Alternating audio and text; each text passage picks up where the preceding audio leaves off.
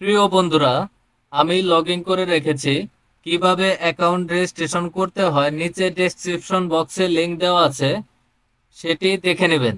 প্রথমে আমরা প্রোফাইল অপশনটিতে ক্লিক করব।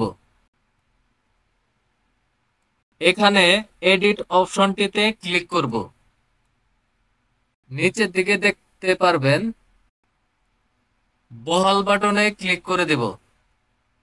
আমি নিজ নামে কারেকশন করব, তাই সর্বপ্রথম খুবই গুরুত্বপূর্ণ যে অপশনটি চেক দিতে হবে আমাদের, অন্যান্য তথ্য, এটিতে আমরা ক্লিক করব। শিক্ষাগত বাংলা, এখানে যে পাস দেওয়া থাকবে সেই কাগজপত্র আপনাকে আপলোড করতে হবে। যদি পঞ্চম শ্রেণী, অষ্টম শ্রেণী, এসএসসি, এইচএসসি পাস দেওয়া থাকে সেই সার্টিফিকেট অবশ্যই আপলোড করতে হবে, কারণ এই অপশনটির মাধ্যমে আপনার কারেকশন অ্যাপ্রুভ করে থাকে নির্বাচন অফিস। চেক দেওয়ার পর আমরা ব্যক্তিগত তথ্যতে ক্লিক করব। নাম বাংলা, এটিতে টিক মার্ক দিলে এডিট করতে পারবেন। সেম ভাবে নাম ইংরেজি, এটিতে টিক মার্ক দিলে এখানে এডিট করতে পারবেন। আপনি যে কারেকশনটা চাচ্ছেন এখানে সেটি বসিয়ে দিতে হবে। আপার ডাউন করলে দেখতে পারবেন এখানে উপরে পরবর্তী বাটনটিতে আমরা ক্লিক করব। এখানে আপনার বাম দিকে বর্তমান অবস্থা ও ডান দিকে আপডেট অবস্থা শো হবে। সব ঠিক থাকলে পরবর্তী অপশনটিতে ক্লিক করব। 3 নাম্বার অপশনে ট্রানজ্যাকশন বিবরণ, 230 টাকা পেমেন্ট করে রাখতে হবে। আমি বিকাশ অ্যাপের মাধ্যমে পেমেন্ট করে রেখেছি। কিভাবে পেমেন্ট করতে হয় উপরে স্ক্রিনে দেওয়া চার্টটি ফলো করুন। বিতরণের ধরন ক্লিক করব। এখানে দুটি অপশন শো হবে। রেগুলার দিলে 13 সংখ্যার এনআইডি কার্ড পাবেন। রেগুলার স্মার্ট কার্ড দিলে 10 সংখ্যার এনআইডি কার্ড পাবেন।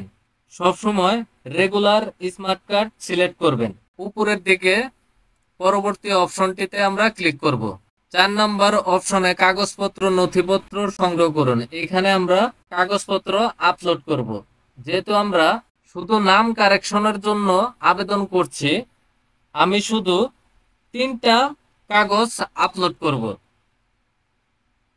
প্রথমে দেব ডিজিটাল জন্ম সনদ।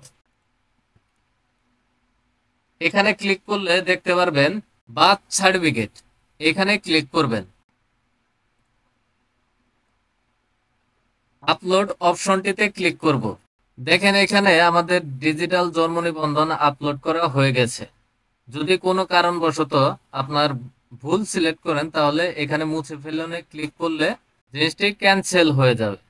যেহেতু আমার ঠিক আছে সেহেতু আমি দ্বিতীয় এসএসসির সার্টিফিকেট আপলোড করব। এখানে আবার ক্লিক করব। এসএসসির সার্টিফিকেট, এটিতে ক্লিক করব।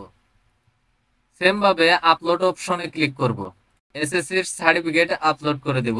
3 নাম্বার এইচএসসির সার্টিফিকেট, সেম ভাবে আপলোড অপশনটিতে ক্লিক করব। এইচএসসির সার্টিফিকেট আপলোড করব।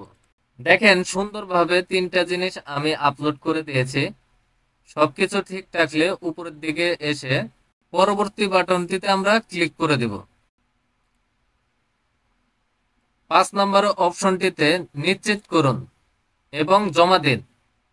আমি যে কারেকশনগুলো চাচ্ছি এখানে চেক দিয়ে সাবমিট বাটনে ক্লিক করে দেব। আপনার অ্যাপ্লিকেশনটি পেন্ডিং রয়েছে। এখানে আমরা ডাউনলোড অপশনটিতে ক্লিক করে পিডিএফটি প্রিন্ট করে রাখবেন কিংবা সেভ করে রাখবেন, কারণ এই পিডিএফটি আপনি 3 দিন পরে আর খুঁজে পাবেন না। তাই অবশ্যই গুরুত্বপূর্ণ ডাউনলোড করে সেভ করে রাখুন।